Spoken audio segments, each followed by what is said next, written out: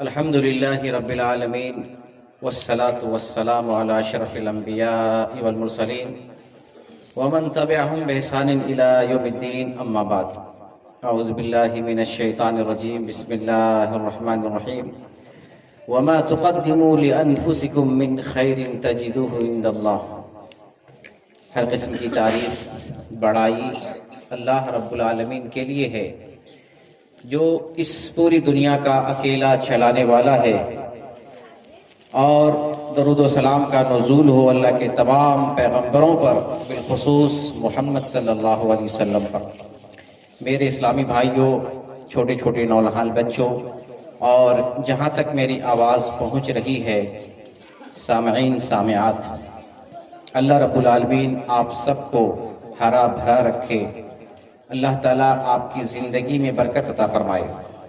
آپ سب لوگ اور ہم سب لوگ اس مناسبت سے بیٹھے ہیں کہ کل یہ جو سامنے مسجد ہے اس کی چھت کی ڈھلائی ہونی ہے، اور اس تعلق سے آپ سب کو اس بات پر ابھارا جا رہا ہے کہ آپ آگے آئیں، آگے بڑھیں اور اس چھت کی ڈھلائی میں بڑھ چڑھ کر حصہ لیں، تاکہ خیر و خوبی کے ساتھ، آسانی کے ساتھ اس چھت کی ڈھلائی ہو جائے.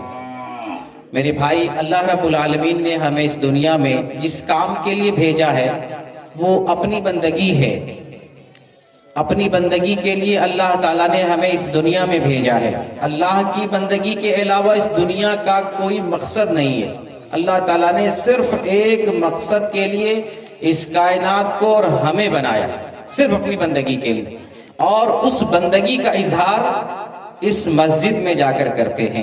جس مقصد کے لیے اللہ تعالیٰ نے ہمیں بنایا ہے اس مقصد کی تکمیل مردوں کے ذریعہ اس مسجد میں ہوتی ہے، اور اس مسجد کا روئے زمین پر ہونا اللہ کی بندگی کا قائم ہونا ہے. اگر روئے زمین سے اللہ کے گھروں کو ختم کر دیا جائے تو اللہ کی عبادت میں نقص آ جائے گا، لوگ اللہ کی عبادت سے غافل ہو جائیں گے. تو یہ اللہ کی زمین پر، روئے زمین پر اللہ کا گھر، یہ جو مساجد ہیں ان میں اللہ کی بندگی ہوتی ہے، اور اس بندگی سے جس مقصد کے لیے اللہ تعالیٰ نے ہمیں پیدا کیا ہے وہ مقصد پورا ہوتا ہے. تو جو لوگ مسجد تعمیر کرتے ہیں، مسجد میں کسی طرح کا کوئی بھی حصے داری نبھاتے ہیں، اللہ کے یہاں بہتر پائیں گے.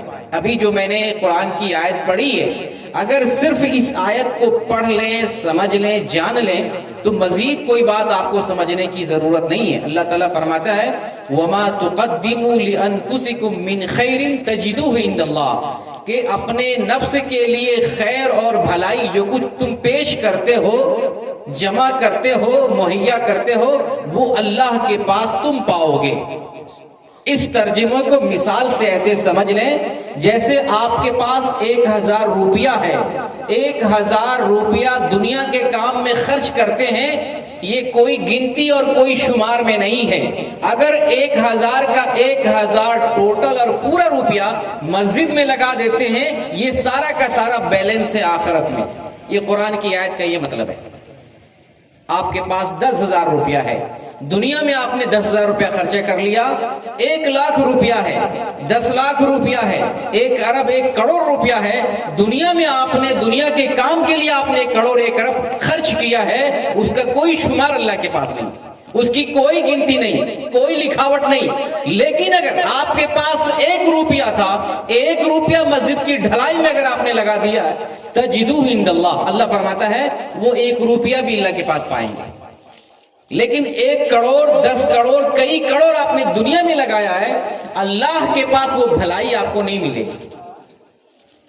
اگر یہ بات سمجھ میں نہیں آئی، دوسری مثال دیتا ہوں. ہمارے دائیں بائیں کتنے گھر موجود ہیں، 1 گھر ہے، 2 گھر ہے. ایک گھر کی مثال لے لیں جو دائیں طرف ہے.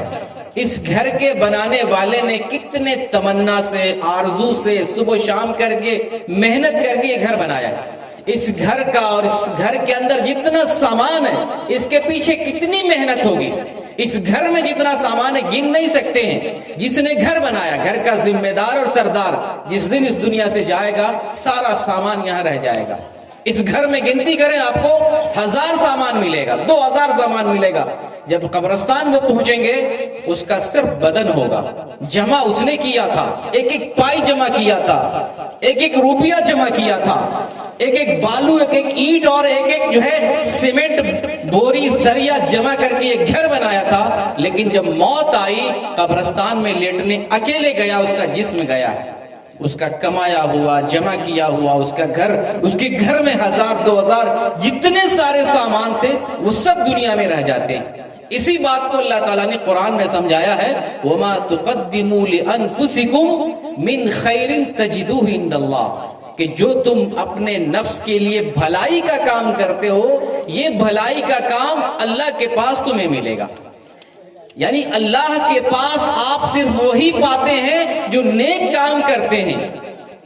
نیک کام کے علاوہ دنیاوی کام، نیک کام کے علاوہ گناہ کا کام، نیک کام کے علاوہ جو اللہ کی رضا کے علاوہ کام ہے، یہ آخرت میں اللہ کے پاس نہیں پائیں گے۔ برائیوں کے کھاتے میں ملے گا، آپ کو اس سے الٹا نقصان ہوگا، لیکن فائدے والے کھاتے میں یہ چیزیں آپ کی نہیں درج کی جائیں گی۔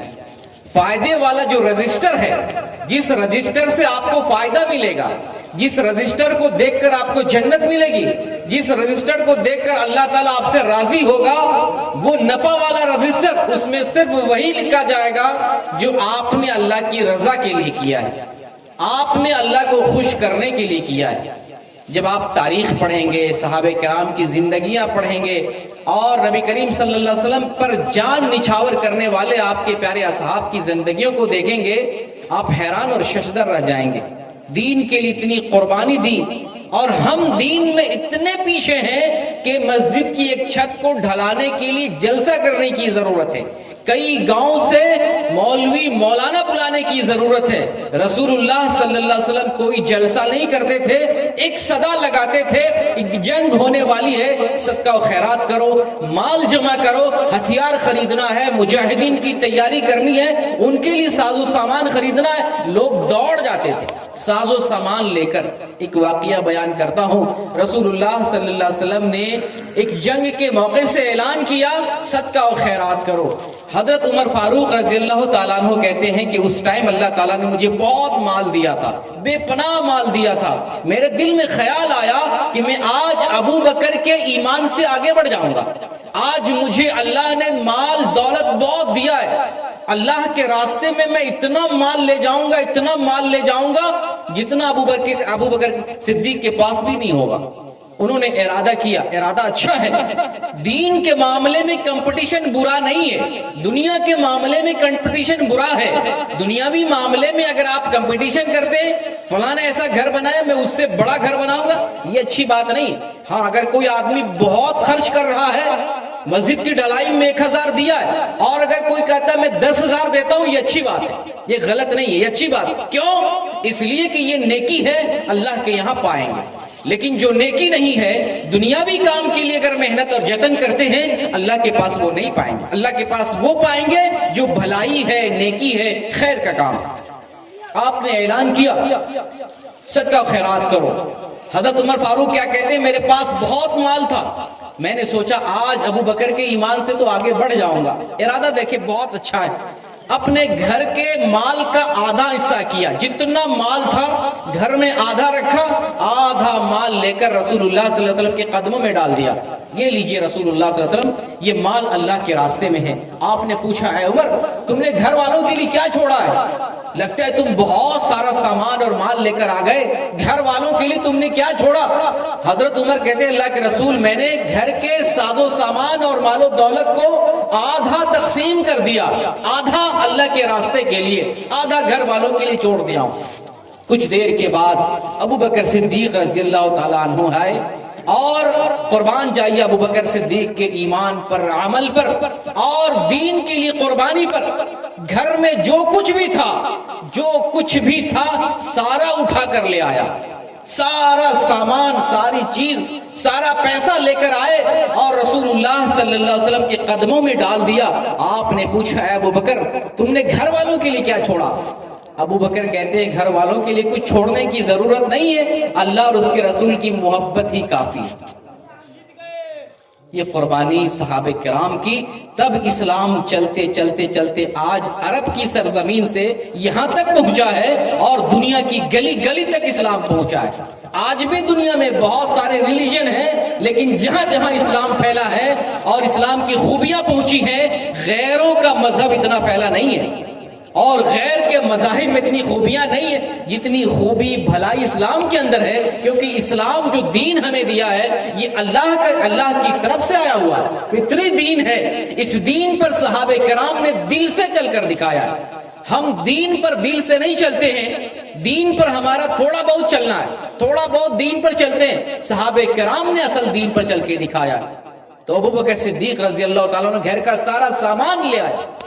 اگر ہمارے گھر سے کوئی آدمی چھت کی ڈھلائی کے لیے سارا گھر کا سامان لے کر آئے، بیوی مارے گی، بیٹا مارے گا، پتوہ مارے گی، بیٹا گھر چھوڑ کے بھاگ جائے گا، میں گھر میں نہیں رہوں گا، یہ میرا باپ پاگل ہو گیا، سارا سامان اللہ کے راستے میں دے دیا۔ ہم نہیں کہتے آپ ایسا کریں، لیکن اللہ نے آپ کو مال دیا ہے تو بخیلی بھی نہ کریں۔ آپ نے کمایا ہے، یہ آپ کا مال ہے، آپ کے مال پر آپ کے بیٹے کا حق نہیں کہ آپ کا بیٹا آپ کو روکے، آپ کی پتوہ آپ کو روکے، آپ کی بیوی آپ کو اپنا مال خرچ کرنے سے روکے۔ بیوی کا مال ہے تو بیوی کے مال میں آپ نہیں دخل دے سکتے ہیں، بیوی اپنی مرضی سے جتنا خرچ کرے، لیکن آپ کا مال ہے تو آپ کے مال میں بھی دوسرا کوئی دخل نہیں دے سکتا ہے۔ آپ اپنی مرضی سے اللہ کے راستے میں قربانی دے سکتے ہیں، قربان کر سکتے ہیں۔ آئیے ایک واقعہ بتاتا ہوں۔ رسول اللہ صلی اللہ علیہ وسلم کی ایک مرتبہ بیٹھے ہوئے تھے اور آپ صلی اللہ علیہ وسلم کے گود میں عثمان غنی رضی اللہ تعالیٰ عنہ 1000 سونے کی اشرفی گود میں لا کر رکھ دیا، 1000 سونے کا دینار لا کر رکھ دیا۔ آپ صلی اللہ گود ایسے ہی بھرا تھا، ایسے دامن پھیلایا، رسول اللہ صلی اللہ علیہ وسلم کے دامن میں ایسے 1000 دینار رکھا۔ آپ صلی اللہ علیہ وسلم اپنے ہاتھوں سے دینار کو الٹ رہے تھے، پلٹ رہے تھے، بہت خوش تھے۔ اللہ کے راستے میں اس زمانے میں 1000 دینار دینا بہت زیادہ ہے، آج کے زمانے کے اعتبار سے تو اور بھی زیادہ ہے۔ ایک دینار کا مطلب ہوتا ہے 4.25 گرام سونا، خالص سونا، یعنی ایک دینار کا مطلب 4.25 گرام خالص سونا، 24 کیرٹ کا سونا، 18 کیرٹ، 20 کیرٹ، 22 کیرٹ نہیں، 24 کیرٹ کا سونا۔ تو ایک دینار کا مطلب 4.25 گرام سونا، اور 1000 دینار کا مطلب کیا ہو گیا؟ 1 کلو سے بھی زیادہ سونا۔ 1 ہی کلو مان لیتے، 1 کلو سونا کی قیمت آج کے زمانے میں کتنا ہے؟ 1 کلو کہہ رہا ہوں، 1000 کا مطلب 4000، یعنی 4 کلو سونا، 4 کلو سے بھی زیادہ۔ 4 کلو سونے کی قیمت آج کروڑ سے بھی زیادہ ہے۔ جب رسول اللہ صلی اللہ علیہ وسلم نے دیکھا اتنا سارا مال اللہ کے راستے میں عثمان نے دیا، آپ نے کیا فرمایا؟ اے عثمان، اگر آج کے بعد تم نے کچھ بھی کیا تمہارے عمل کو کوئی نقصان نہیں پہنچے گا، تم نے اتنا خرچ کر دیا اللہ کے راستے میں، اتنا دے دیا، اب اگر تم کچھ بھی نہ کرو تب بھی تمہیں کوئی نقصان نہیں پہنچے گا۔ اللہ کے رسول نے یہ بات کیوں فرمائی؟ اس لیے کہ انہوں نے اللہ کے راستے میں مال خرچ کیا، یہ مال اللہ کو اتنا پسند ہے، اتنا پسند ہے کہ اب عثمان کوئی عمل کرے نہ کرے کوئی فرق نہیں پڑتا، اتنا اللہ کے راستے میں دے دیا۔ تو اگر ہم زیادہ عبادت نہیں کر پاتے ہیں، روزہ میں جو ہے سستی ہو جاتی ہے، دین پر چلنے میں سستی ہو جاتی ہے، اللہ نے ہمیں مال دیا ہے، مال کے ذریعے اپنے عملوں کو ٹھیک کر سکتے ہیں، اپنے عملوں کی کوتاہی کو دور کر سکتے ہیں۔ ہمارے اپنے اندر جو کمیاں ہیں، کوتاہیاں ہیں، ہو سکتا ہے اگر مال صدق دل سے صحیح نیت کے ساتھ اللہ کے راستے میں خرچ کرتے ہیں تو یہ مال خرچ کرنا ہی اللہ کو پسند آ جائے، اور اسی بہانے سے اللہ تعالی ہمیں بخش دے اور اسی بہانے سے ہم جنت میں چلے جائیں۔ تو جس مناسبت سے یہ مجلس ہے، چھت کی ڈھلائی ہے، میں آپ سب سے گزارش کرتا ہوں، اپیل کرتا ہوں، اس کے لیے جلسہ کرنے کی ضرورت نہیں تھی، لیکن اگر جلسہ کیا گیا ہے تو اب اس میں آپ پیچھے نہ رہیں۔ اللہ نے جتنا نوازا ہے آپ دل کھول کر دیں، اتنا دیں کہ چھت کی ڈھلائی بھی ہو جائے، جو کچھ کام باقی ہے وہ بھی ہو جائے، کسی غیر کے در پر یا اس محلے سے کسی دوسرے محلے میں جانے کی نوبت نہ آئے۔ اور صرف پیسے نہیں، جو بھی ہو، دل سے ہو، وقت سے ہو، اور کام سے ہو، مزدوری سے ہو، ہر ایک اعتبار سے مسجد میں لگ کر کرنے کی ضرورت ہے. مسجد وہ کام ہے، مسجد وہ جگہ ہے کہ اگر آپ اس سے سٹ بھی گئے، آپ نے انگلی بھی ٹچ کر دیا، قیامت میں یہ انگلی گواہی دے گی اور یہ مسجد گواہی دے گی.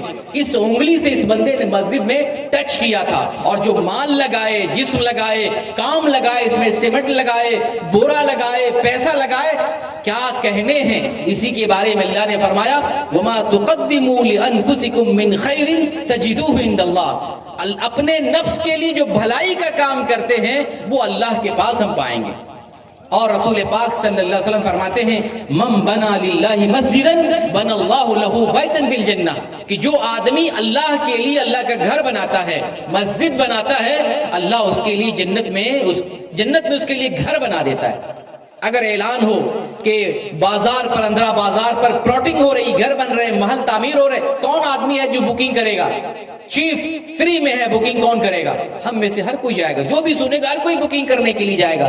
جنت میں اللہ تعالیٰ نے ہمارے لیے محل رکھا ہے، کس کے لیے؟ جو مسجد تعمیر کرتا ہے، مسجد میں حصے داری نبھاتا ہے، پیسہ لگاتا ہے. اور یہ اتنا مبارک عمل ہے.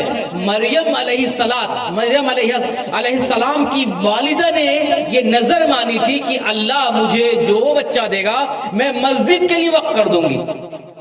اتفاق سے اللہ تعالیٰ نے بیٹی سے نوازا اور اس بیٹی کا نام ماں نے مریم رکھا. مریم کتنا پاکیزہ نام ہے اور کتنی پاکیزہ تھی یہ ہم سب جانتے ہیں. عیسیٰ علیہ السلام کی والدہ مریم علیہ السلام کی والدہ نے یہ نظر مانی تھی مجھے جو اللہ دے گا، جو بیٹا دے گا، میں اللہ کے گھر کے لیے وقف کر دوں گی. اتفاق سے لڑکی ہو گئی، اور لڑکی تو مسجد کے لیے وقف نہیں ہوتی ہے. وہ کہتی ہے افسوس کے ساتھ اے اللہ تو جانتا ہے کہ جو کچھ میں نے پیدا کیا ہے وہ تو لڑکی ہے، تو جانتا ہے. بہرکیف نظر دیکھیں، ارادہ دیکھیں کہ جو پیٹ سے جو کچھ نکلے گا، جو بیٹا پیدا ہوگا، اللہ کے لیے گھر کے لیے وقف ہو جائے گا.